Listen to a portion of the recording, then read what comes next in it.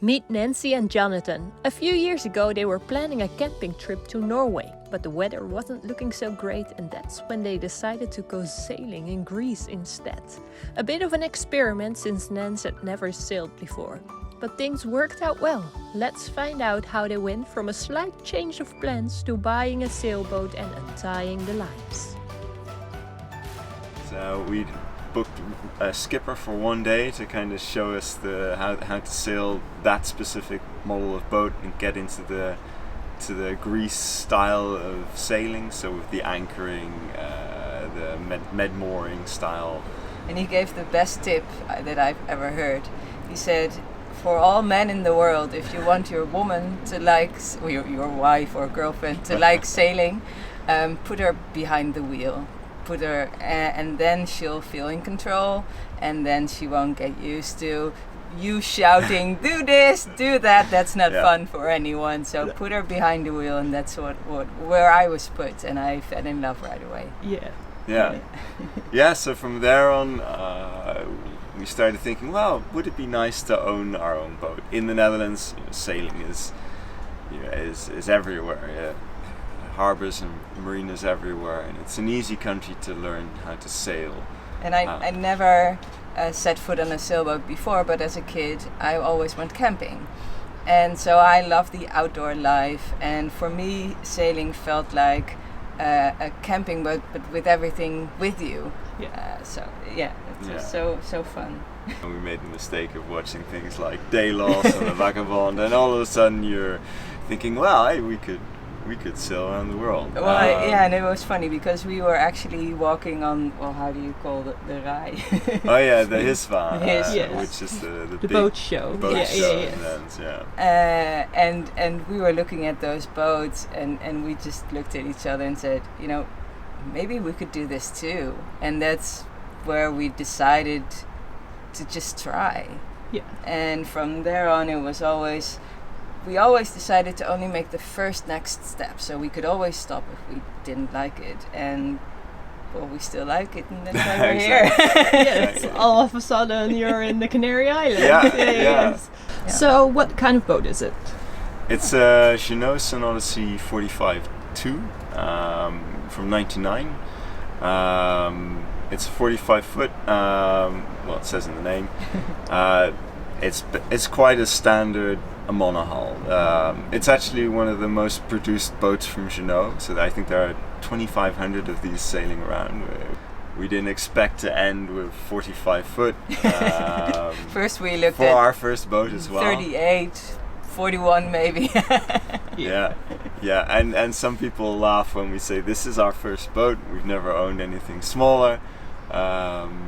But I've had dinghies in the past, so I've always known that once you buy a boat, it's kind of when you start to spend the money. So we decided as well that we wouldn't do it in stages with boats either. We'd get the boat that we felt would be kind of the boat that would take us around the world, and not start first, because once you buy and sell, you lose money and maintenance starts.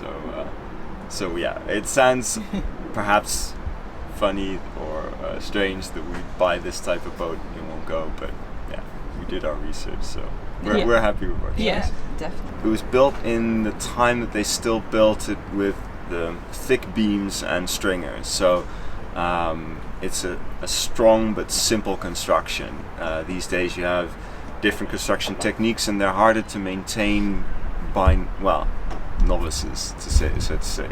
Best thing about this boat is that I find its layout. So as you can see, the cockpit's quite open. You get on board, you got the double steering wheels at the side, so it's just a really spacious cockpit, but it's subtly got lots of extra storage. So just to give you an idea, there's a diving compressor behind this. This is our one of our bikes. Then the second bike also fits in there, and then all our lines. So subtle, but the way it's set up is they're super deep, and they've got all the way to the hull. And when we looked at boats, I really wanted 2 smaller steering wheels rather than one large one in the middle. So because this would be our garden, our living space mainly. And so every boat with a traveler in the cockpit, I just put a red cross through it. Yeah. Yeah.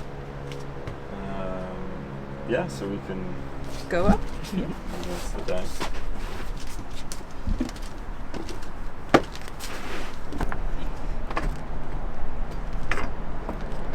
Yeah, so one thing we also liked about the Jeanneau is that, well, as Nance said, the traveler's on deck, but it's still a wide traveler, so you've got maximum control with how you trim the sails. It's built with Harken material, so it's all good stuff. Yeah, and the front deck's, as you can see, quite big. We can have a large tender on the deck. Still fits that. This is the sail locker we were talking about. So this again goes all the way down. It's in front of the V. It houses all our sails, dive tanks. We have 2 SUPs on board. Comfort seats. So yeah, this I can stand in it all the way down. It has an extra. We have our second anchor down there as well somewhere. This is our Hermijlen's bag. Yeah. Yeah. Huge. And then the anchor locker is in front of it. Yeah, it's also really big. Yeah. So Wow, that's a decent winch. yeah, you have there. and it's down as well. We have I think 110 meters of chain, so we can pretty much anchor everywhere. When we bought this boat, all the canvas was really, really in a bad shape. When you touched it and pulled it a little bit, it teared, and so we knew we needed to replace it. And well, I never really used the sewing machine, but I've sat behind it once or twice in my life, and I thought, well, maybe I can learn and just make everything myself. And then if something rips or breaks, I can repair it, and that's a handy skill to have. So instead of having everything made, we decided to buy a new sewing machine, and I went to a course. And with this course, it's a sailmaker, and in the winter she can help you with your project, whatever it is. And so I took the old lazy bag, because it already had a lazy bag, which we loved. And we just took the design and made it in our new color. And she taught me everything, how to make it, how to make adjustments and make sure it's good and secure. And only there was one thing I really, really wanted, and that was our boat name on the lazy bag, so you could see us from afar. Yep. And never again. Never again. It was a pain, because this fabric is 5 meters wide, and the space underneath the sewing machine is like this, so I had to get everything underneath and turn and twist. It was the worst day of my life, probably. But I'm really happy it's on there, and yeah, from there I just tried different projects. We have winch covers and mosquito screens. And the last winter before we left, it was time for the big challenge, the spray hood, or a dodger as they call it. Yeah, and I tried. There were brilliant videos on YouTube, which I used, and I used the old one as a model.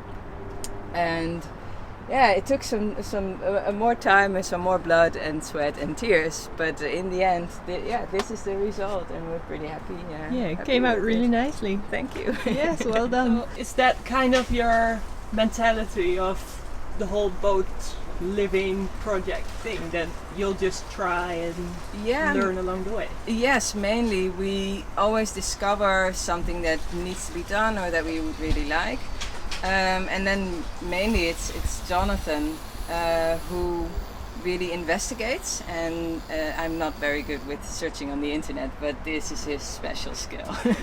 Yeah, I used to do it as well with my own home. So I bought a casco a house, so it had no kitchen, no bathroom, and I basically took courses to do tile work, electricity, so that I could do it myself. And I kind of took that mentality, attitude to the boat as well, that especially I think when you're going cruising, you'll be in places where there will be nobody to help you, there'll be no yards to fix problems. I think it's super valuable to learn the skills yourself. And these days, I think every question is answered online.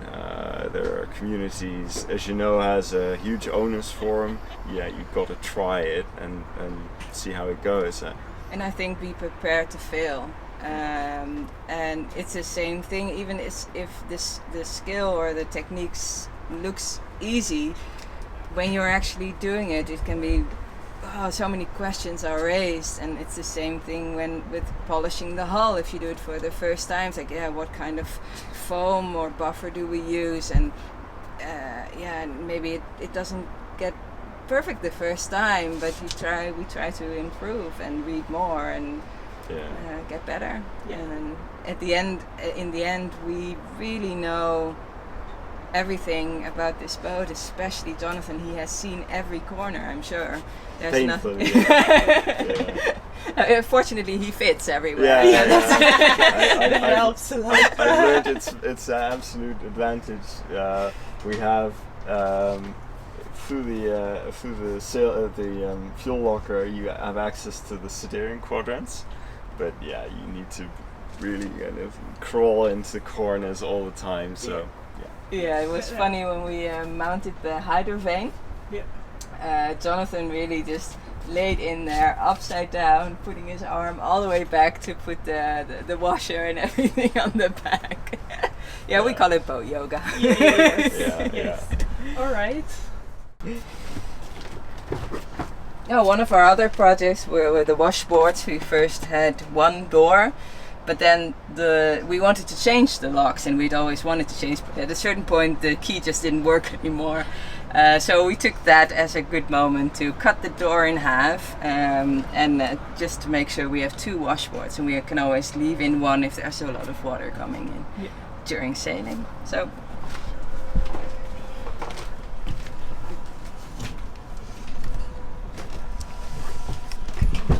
Welcome to our saloon.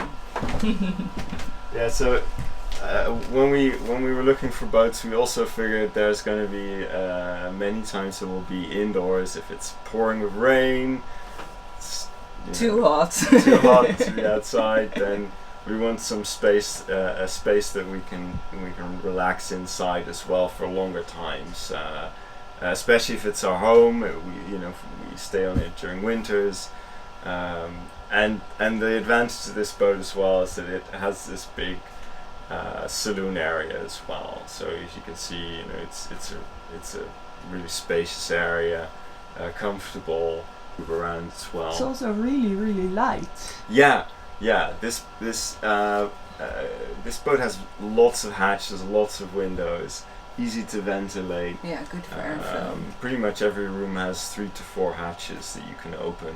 And we really like the large kitchen area with a lot of how do you call it? Service space. And we have a large freezer that goes all the way down.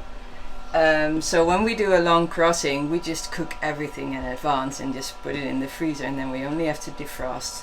And we can do that in every weather, so that's great. And the fridge is a bit smaller, but like at home we always put all the fruit and vegetables in the fridge, and we just don't do that anymore.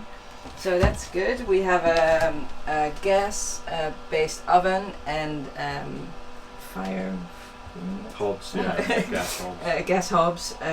But since we have a lot of solar panels now, we also try to cook as much as possible electric, and we have also an electric oven, and we have 2 induction plates, and there are main cooking supplies.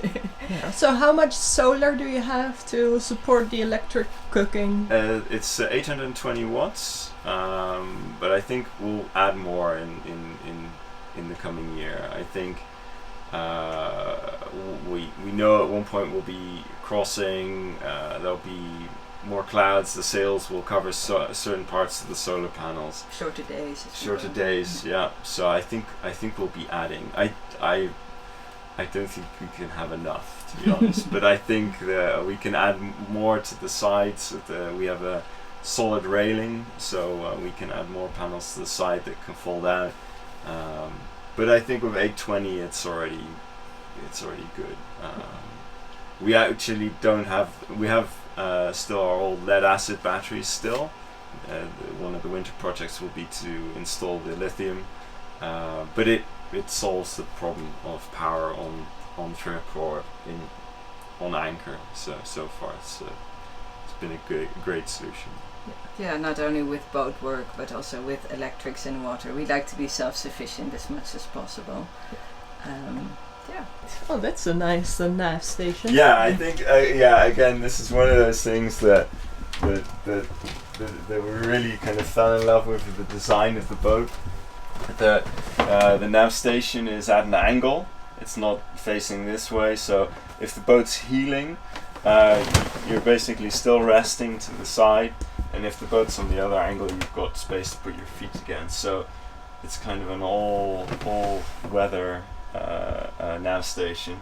Yeah. So if we look at the door behind, first there's the head, of course. So this is our main head for when we're on a passage. It's the smallest of the two. We have two. Yay! I really wanted two of just if you have wet gear or just other junk that you need to get out of the way, you can just put it in a head. So this one's great. And these are, I call it the garage. Oh, look, that's so. You cleaned it before I came. Well, it needs to be cleaned for when we go out sailing, because otherwise it's everywhere. Yeah. The other shed. Yeah. So basically, these are two person berths.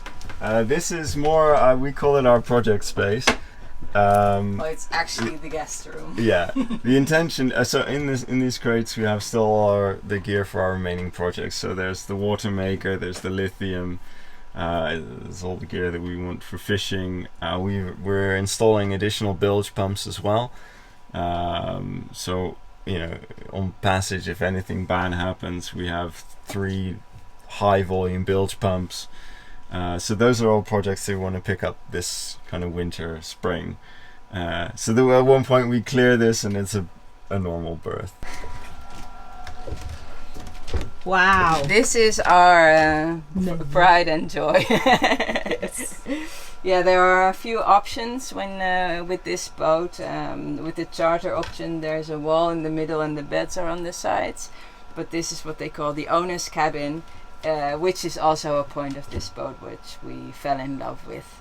It's a comfortable bed. It has steps on the side. You can easily get in.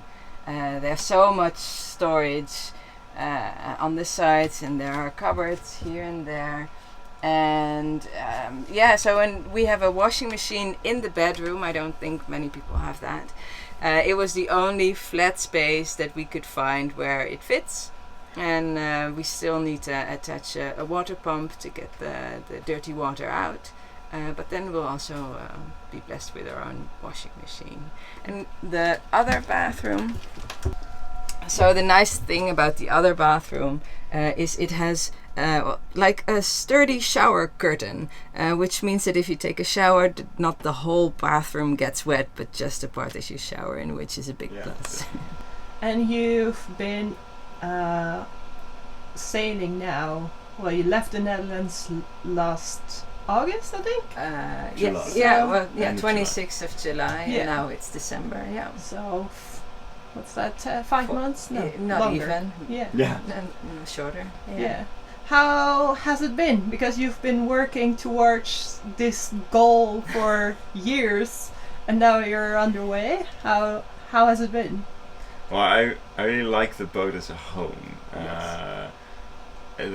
Somehow it's, and I was used to, of course, in a kind of a big house, lots of space.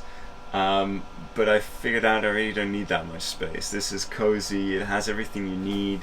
The kind of the realization that you can easily downsize and not lose that much in kind of quality of life has been quite interesting.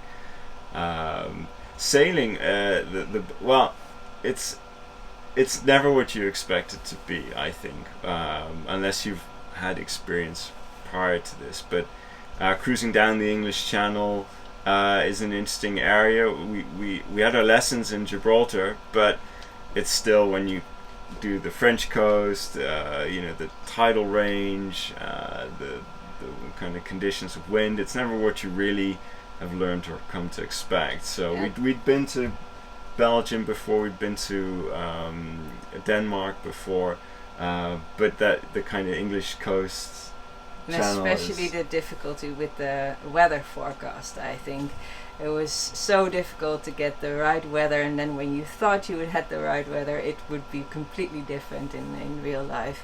And I think that mental flexibility, that was the biggest challenge, so that it ended up in us relaxing from a passage, looking around quickly, and then planning for the next passage, because we were trying to plan it really good.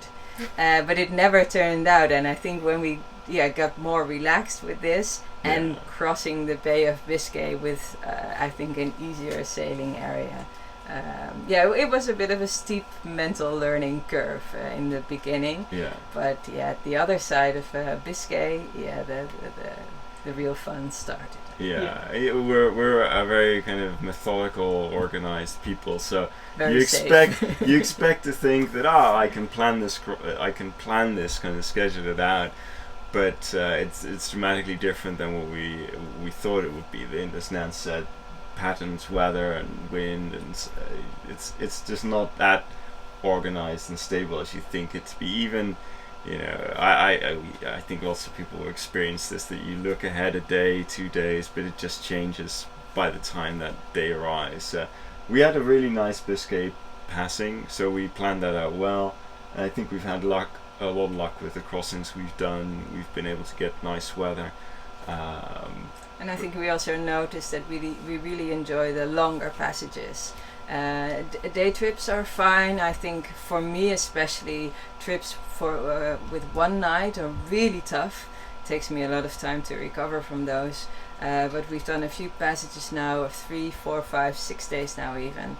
And that's when we really get into the rhythm and enjoying the dolphins and getting the sails right, and really getting into the groove, and that's a lot of fun. But what you say, the planning and the difficulty, that's not something you see on YouTube or that people talk about very often. I mean, if you ask them.